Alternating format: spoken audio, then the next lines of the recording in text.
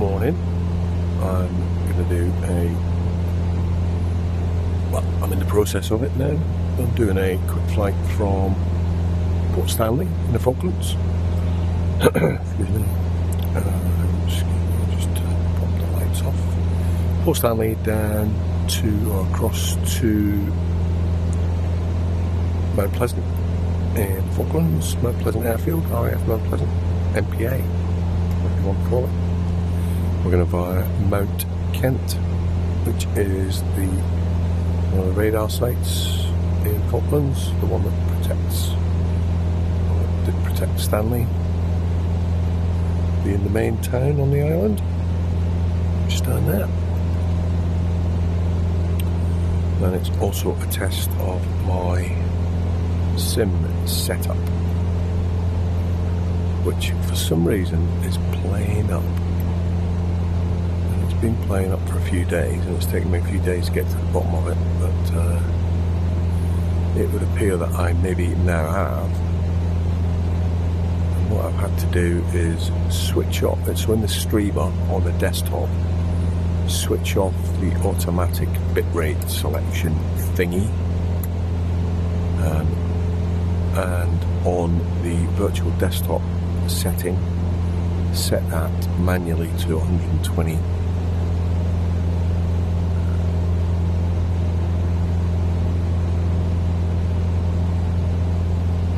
And that seems to have ironed out the sound and video glitching that I was getting.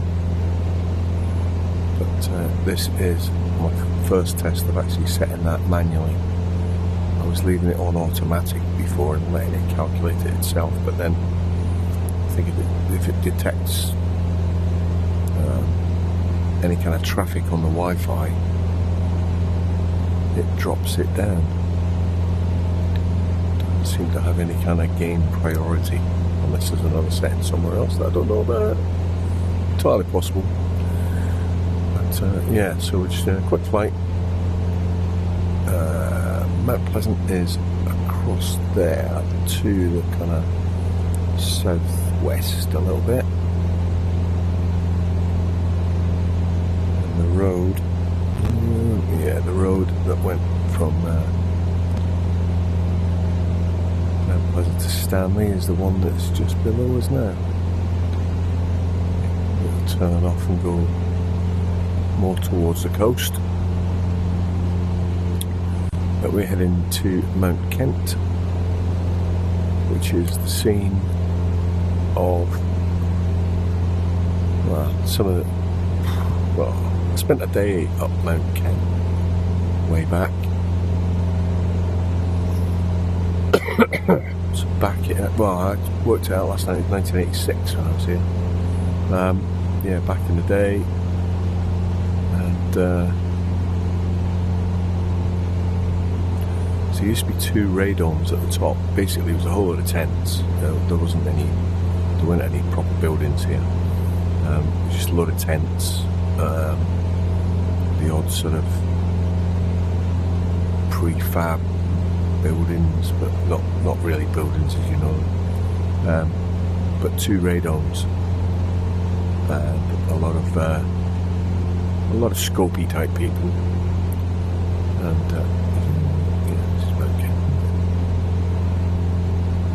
And they'd all come out onto the top of the mountain every so often during the day to witness the resident aircraft basically flying at them as a test of the tracking capabilities of the radars that they used. So there were two radomes that would sit on top when they were sitting side by side. And the day we were here, we didn't actually know what was happening. We just kind of stood around with everybody else looking out this way towards the west. And a couple of phantoms came herring up this valley, very low, very low. Then they disappeared because they were in the lee of the hill. And then they reappeared at the top of the hill, flying sideways with the wingtips going through the space between the radomes. It was jaw-dropping, to be fair. Absolutely incredible. So they did it from the west and also from the east later in the day, where they came back the other way. But yeah, it was incredible. So this is Mount Kent. This is what the site now consists of, which is looks like one big radome and some ops buildings and support buildings, and a little satellite dish there. Helicopter landing pad, which was there. Yeah, there was a helicopter landing pad here. But in '86, so sort of June, July of '86, it was there was a lot of snow here. It was just snow, and not like it is today. So that's nice. So we are now going to head towards Mount Pleasant, MPA. And we shall land there. We'll have a look. I have downloaded some freeware off my favourite freeware site for MPA, and hopefully it will improve the default scenery, which was a bit strange because the first time I had a look, it seemed to be office blocks at the end of the runway, and yeah, that's not what the place looks like at all. It's just a big, everything's painted green, but there were office blocks. So no thank you, Microsoft. So I think we're joining up with the road again. There's the Stanley MPA road. Going right across our nose.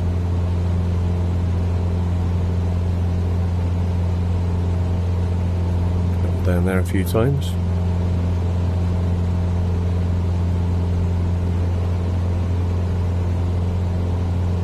Let's just follow it for a little while.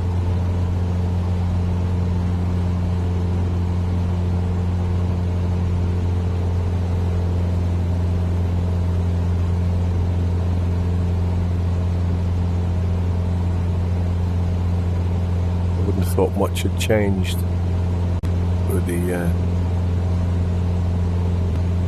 road.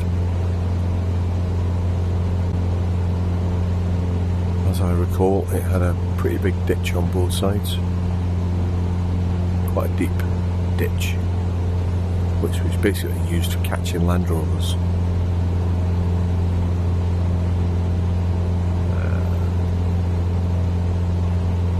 You would occasionally see a very strange sight of an RAF policeman's hat sticking out of there, attached to a speed gun, trying to put money in the RAF policeman's tea fund. Well, not money, they wouldn't take money off you. Well, they would if they could, but yeah, they're very strange people. Not like you're likely to be speeding much in a Land Rover, but there you go.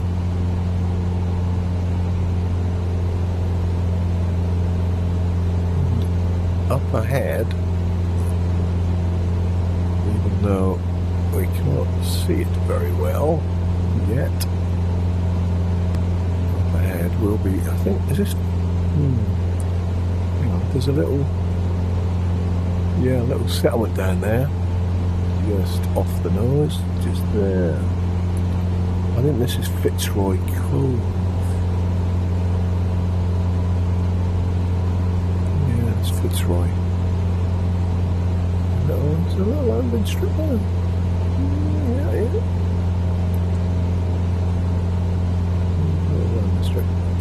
Yeah, I think that's Fitzroy.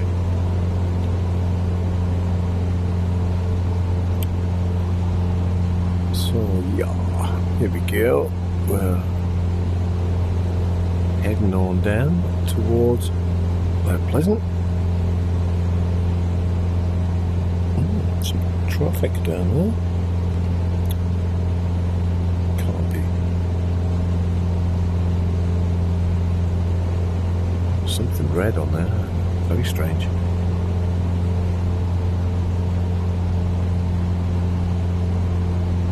But that said, I haven't been here for a very long time, so who knows what it's like these days. I'm sure I'll find out soon. As a family is due to visit in the not too distant future. She'll be spending about 7 months down here.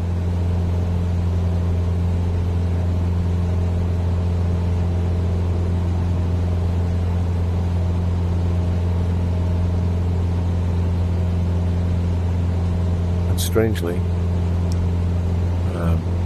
the wife and I were looking at cruises the other day, and there is, so we're off on a Norway cruise in January, but we've never done it before.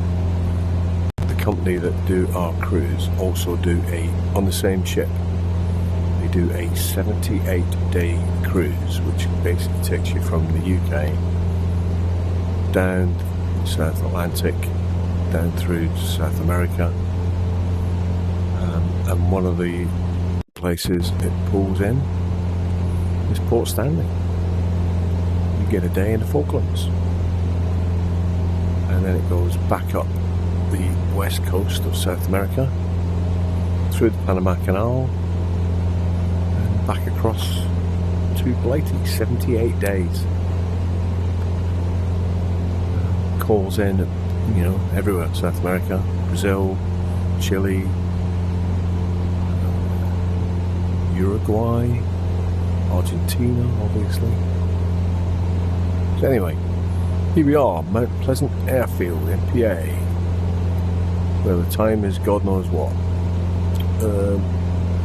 Let's just have a general flyover, have a look at the scenery. It does look much better than the default scenery, which for some strange reason had an office block or an office complex at the end of the runway, main runway, which is not 2-3, it's the longer one there.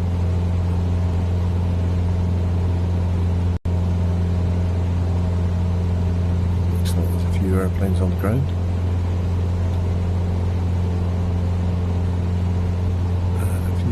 Radar facilities. Yeah, there's some airfield hardware scattered around the place. And that actually does look like I remember it. Probably not as built up as that. There weren't that many buildings here, but there weren't pretty many buildings at all. They were still building it. Anyway, let's before we land, we'll scoot round and see if I can find the building that we moved the receivers to, which was Mocho Pond. So in 1986 we moved a whole load of kit from Stanley, which was where it was originally deployed during the conflict, or just after. We moved it, we had it moved and relocated up to MPA, to a couple of sites just outside of MPA, one of which was Mocho Pond, and this on our left, just down here at 10 o'clock, is Mocho Pond, and I do believe, so the road came out of MPA, as it does there, the road comes out, down past the pond. We hung a right, and we went up this little track to a single building, and there it is. There's a single building just there. So that was our receivers building. at Mocho Pond. We built a great bar down there out of an ISO container that was left. A certain Tim Pickles was chief barman. Did a lot of the work. Great work. Yeah, that's our little building. That is bonkers. It's got a fence around it. Used to shovel ride on the back of the Land Rover up that little path in the snow. Just hook a shovel over the back of the tailgate of the tail hook of the Land Rover and use it as a kind of water ski. Great fun. Lots of wipeouts. Wipeout! But yeah, that looks like the Death Star. The accommodation block. Yeah. Wow. So, let's get it on the ground, shall we? Let's have speed, flap. Flap. Too much as a flap. Throttle back. We're a bit high, so we might just have a quick wiggle. Quick S. Bend to lose some height.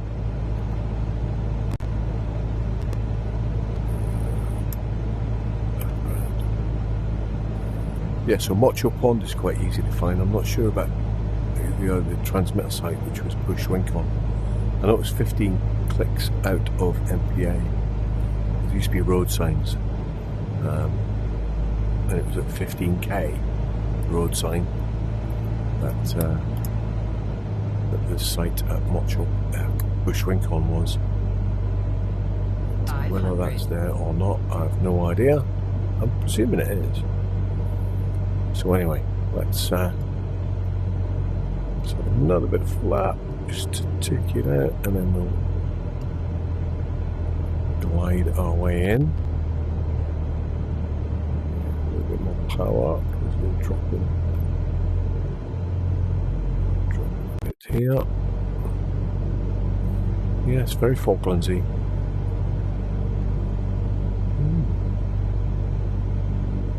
Falkland looking. Oh, we're dropping too soon. Let's just even off there. Try and find centre line, which we haven't yet.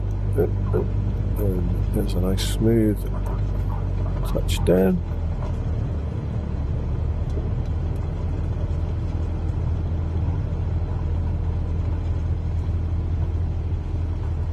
So I wonder what that is.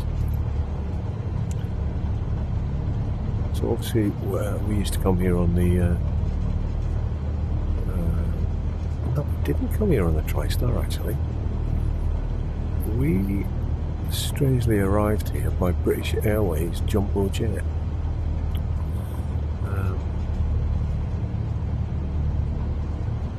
And while we were here, they swapped over from British Airways to... Well, we watched the first Virgin flight come in. They'd swapped over to Virgin, and then all sorts basically took over. Yeah, so that looks like a Voyager. Air Force. No tail number on it, but never mind. A400. Oh, it's a Typhoon. So the Typhoons here would be attached to, well, not attached to, there will be 1345 flight. Let's see if he's got the right livery. Let's have a look. 1345 flight. Oh yeah, you've got full one, yes. Nice. J920. That looks nice. Yeah, you've got the right colour scheme and everything. Very nice. So, anyway, parking brake is on. Let's just park up next to the firm and leave it there, shall we?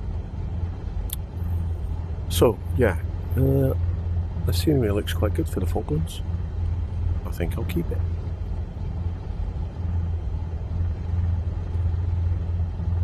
Got a refueling problem. Yeah. Yeah, thanks for watching. Catch you later. Ciao, ciao.